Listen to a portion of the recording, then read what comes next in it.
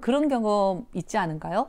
고속버스를 타고 가거나 기차를 타고 가는데 가자 핸드폰으로 이렇게 얘기를 하기 시작을 해서 20분, 30분이 지났는데도 계속 통화를 하시는 분 계시잖아요. 그런데 그런 분들이 또 통상적으로 소곤소곤 얘기도 안 해요. 여보세요, 뭐 그런데요, 이렇게 얘기 안 하고, 여보세요, 그래서 나 지금 서울에서 대전 가고 있어, 막 이렇게 얘기하시잖아요. 그러면 사람들이 쳐다보면 그래도 눈치가 있으신 분들은 어때요? 이렇게 살짝 소리를 줄이거나 끄는데, 그 눈치 없이 막 계속 그렇게 얘기를 하시는 분들이 있잖아요. 그러면 막 화가 나죠. 내 안에서 저 사람 도대체 뭐야, 왜 저러는 거야, 맞아, 이러고. 또 뭐 가끔은 음악을 듣고 에어팟을 꼽았는데도 너무 소리가 크거나 이 에어팟을 귀에 쏙 안 넣어서 그 음악이 바깥으로 막 나올 때 있잖아요. 근데 그 음악도 발라드도 아니야. 막 그러 막 쿵쿵쿵쿵 그려요. 그러면 이 장거리 갈 때는 너무 힘들잖아요. 그럴 때 여러분들은 그분한테 어떻게 얘기를 하시나요? 그냥 뭐 이렇게 대놓고,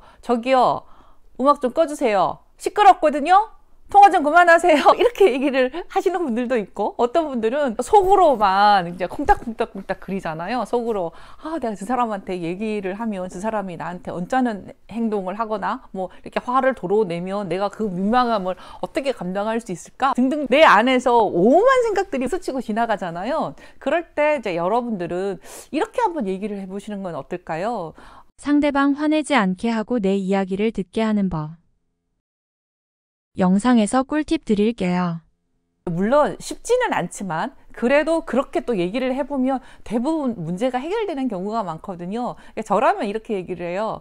저기요, 쳐다보잖아요. 저기요, 네, 제가 지금 뭐 이렇게 너무 졸려서 자야 되는데 음악 때문에 잠자기가 힘들거든요, 라든가, 아니면 저기요, 소리가 좀 커서 제가 좀 불편하거든요, 불편하고 힘들어요, 라고 얘기를 해요. 그러면 대부분의 사람들은 제 경험상 90% 이상은, 아니 100% 이상은 죄송합니다 하고 꺼요. 어때요? 저기요, 음악 좀 꺼주세요, 저기요, 시끄러워요, 저기요, 뭐 이렇게 얘기하지 않았는데도 그냥 껐잖아요. 이제 그걸 뭐라고 하냐면, 자, 잘 보세요. 어떤 비교로 보냐면, 그냥 나는 내 지금의 상황과 지금의 나의 감정만 얘기를 했어요. 제가 지금 졸리는데 잠자기가 힘들어요. 내 얘기잖아요. 그리고 지금 그 음악 소리, 그 소리가 커서 제가 좀 불편해요. 지금 현재 나의 상황만 얘기를 했단 말이에요. 나의 상황과 나의 감정만 얘기를 했어요. 그거를 전문 용어로 나전달법이라고 얘기를 하고요. 이제 영어로 얘기를 하면 아이메시지라고 해요. 미국의 토마스 고던이라는 심리학자가 만든 용어이기 때문에 사실은 영어로 더 많이 쓰죠. 아이메시지라고 얘기를 이제 해요. 이 아이메시지가 부모 교육에서 나왔던 얘기예요. 부모가 아이를 혼내킬 때, 부모가 훈육을 할 때, 너 그렇게 했으니까 그렇게 하지 마, 일찍 오란 말이야, 이렇게 하지 말고, 네가 늦게 와서 엄마가 걱정됐어, 성적표가 안 좋았을 때 네가 이런 점수가 나오니까 엄마가 굉장히 많이 실망스럽고 걱정이야, 이렇게 내 감정을 얘기하라는 게 토마스 고든이 한 아이메시지라는 용어가요. 굳이 부모 교육에서만 나오는 건 전 아니라고 생각을 하거든요.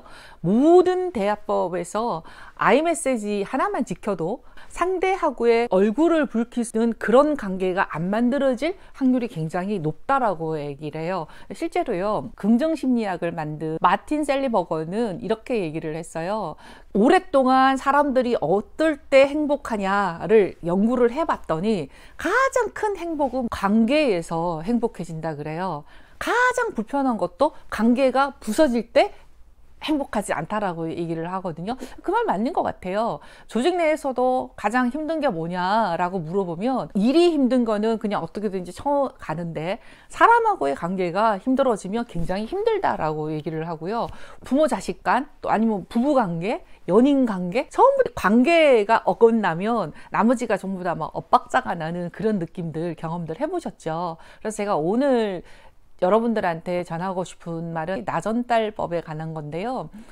내가 평상시에 다른 사람들이랑 관계를 잘하고 싶으신가요? 나는 다른 사람들한테 어떤 미운틀 박히지 않고 내 할 말은 좀 하고 살고 싶어요 라고 하신다면 아이메시지 나전달법 하나만 지키셔도 굉장히 매력적인 대화법이 될 수가 있거든요. 근데 물론 쉽지 않습니다. 나는 너의 어떠한 행동 때문에 내가 조금 기분이 안 좋아 라고 할 수 있으려면 무엇을 또 조절을 해야 되느냐? 사실은 화를 조절을 해야 돼요. iMessage 나전달법을 하려면 결국은 내 안에 화를 잘 주저앉혀야 된다라고 생각을 하거든요.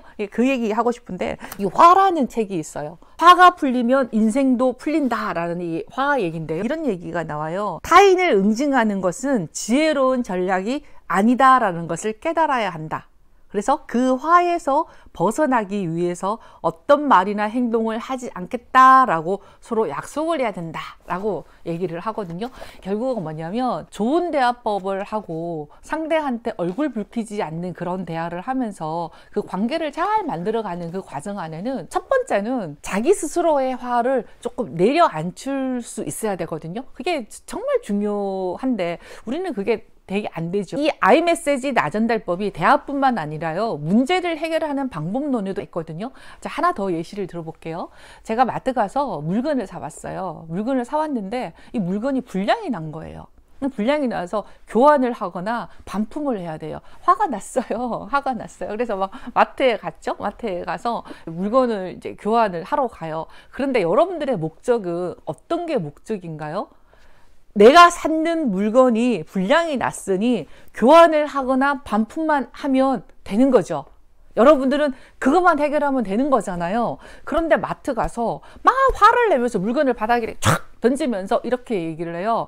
아니, 이따위 물건을 진열대에 넣어서 내가 지금 불량품을 사갖고 갔잖아요. 도대체 뭐 하는 거예요? 뭐 책임자 나와요? 막 이렇게 얘기하시는 분들 간혹 있어요. 자, 보세요. 여러분들이 판단해 보세요.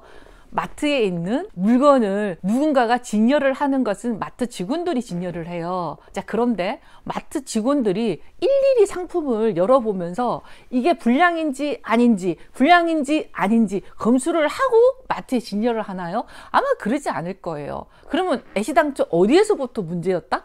제조사에서부터 불량 제품을 제대로 못 거르고 넘어왔다라는 얘기죠. 마트 직원들은 써요. 대응 자기들도 몰랐어요. 누가 제조사 자체에서 문제가 됐던 제품을 일부러 진열을 해서 소비자들한테 판매를 하는 사람들이 어디 있겠어요. 그게 문제가 생기면 다 일이고 귀찮아지는데.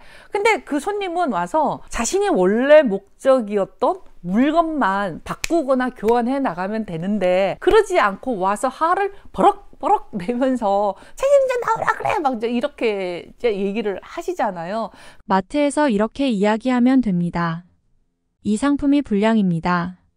이렇게 지금 상황만 이야기하면 됩니다. 그게 뭐냐면 결국은 이 화가 내 안에서 아직까지 꿈틀대고 있기 때문에 그렇게 얘기가 나온다라는 거거든요. 제가 이제 하고 싶은 얘기는 상대방을 설득을 하거나 상대한테 기분 나쁘지 않게 말을 하는 그 안에는 내 안에 있는 화를 잘 내려앉히게 하는 게 중요하다라는 얘기를 해드리고 싶고요. 그리고 저번 영상에서 제가 프레임 얘기 잠깐 했는데 나를 바꾸는 심리학의 지혜이잖아요. 여기도 같은 맥락으로 나오거든요. 이게 무슨 소리냐면 타인을 바꾸려고 얘기를 하면 안 돼요. 그러니까 모든 대화법이나 모든 관계에서 타인을 내 손에 놓고 왔다 갔다 그 사람을 바꾸려고 하면 너무 피곤하고 힘들어요. 그냥 나를 바꾸면 되잖아요. 너는 나를 모르지만 나는 너를 알고 있다라는 프레임으로. 그러니까 너는 마트에서 일을 하면서 불량품인지 아닌지 검수도 안 하고 했는 그런 행태를 내가 알고 있거든. 이런 프레임으로 얘기를 하게 되면 모든 것들이 화가 그냥 넘실넘실 그리게 되는 거죠. 그러면 애시당초 대화가 안 돼요. 대화가 안 되거든요. 그래서 제가 오늘 iMessage 나전달법이라는 얘기를 하면서 책 2권을 좀 연결을 해서 얘기를 하는데요. 나 안에 있는 화를 우선 내려앉히는 그 역할을 해야 좋은 말을 할 수 있다 이고요. 두 번째는 뭐냐면 세상의 모든 프레임을, 모든 어떤 상황들을 자신의 어떤 프레임, 그러니까 선입견이라고도 하죠. 그 선입견에 맞춰서 상대를 평가를 하면 안 된다인 거죠. 마트 가서 불량품이 없었으면 좋았겠지만 운이 안 좋아서 내한테 불량품이 왔어요. 그러면 나는 애시당초 내가 생각을 했던 거를 해결해서 오시면 되는 거죠. 환불을 하거나 다른 상품으로 교환을 하거나 그 역할만 하면 되는 거잖아요. 나의 화를 잘 이제 내려앉히는 훈련을 해야 상대방한테도 말을 예쁘게 할 수가 있다 이고요. 또 내가 말을 뭐 꼭 예쁘게는 아니더라도 나전달법 iMessage를 하면 내가 원하는 것이 뭐가 된다? 성취가 된다인 거죠. 마트 얘기 다시 할게요. 저 이게 상품이 불량이 됐습니다. 내 상황을 얘기를 했잖아요. 이게 불량이 돼서 내가 바쁜데 여기까지 오느라고 굉장히 힘들었어요 라고 얘기를 하면 상대는 어떻게 얘기하겠어요? 죄송합니다 고객님 이렇게 나오겠죠. 그런데 뭐 아니 물건을 이따위로 만들어서 누가 여기다가 진열을 했고 뭐 책임자 나오라 그래 어쩌고 저쩌고 하면 이제 막 더 시끄러워지면서 더 화가 나면서 내가 애시당초 하려고 했던 부분도 못하게 되는 경우도 있어요. 그런데 방금 제가 말씀드렸던 아이메시지나 나전달법으로 하면 그 상대하고 관계가 그렇게 시끄럽지 않게 내가 원하는 것을 얻을 수가 있거든요. 그런데요, 이 아이메시지나 나전달법을 하려면 훈련이 좀 있어야 돼요. 훈련이 돼야 되는데 타인을 응징하는 거에 모든 에너지를 다 쏟아버리면 우리는 좋은 대화법을 할 수가 없고 좋은 관계를 만들어낼 수가 없다라는 생각이 들고요. 아까 제가 마트 예시 잠깐 드렸잖아요. 똑같아요. 관계에 관련한 어떤 내가 했는 말을 통해서 내가 원하는 것을 얻을 수 있는 어떤 것, 그리고 상대하고 관계가 불편해지지 않는 것, 아이한테 훈육을 한다는 이유로 아니면 나의 부하한테 나의 동료한테 어떤 업무 지시를 하면서 뭔가 잘 되기를 바란다는 마음으로 이렇게 얘기를 명령을 하거나 이렇게 막 이렇게 해버리면 사실상 그거는 엇박자가 나서 관계가 더 힘들어지거든요. 그래서 오늘 제 채널을 통해서 나전달법 아이메시지를 한번 활용을 해보셨으면 좋겠다입니다. 간단하고 쉽습니다.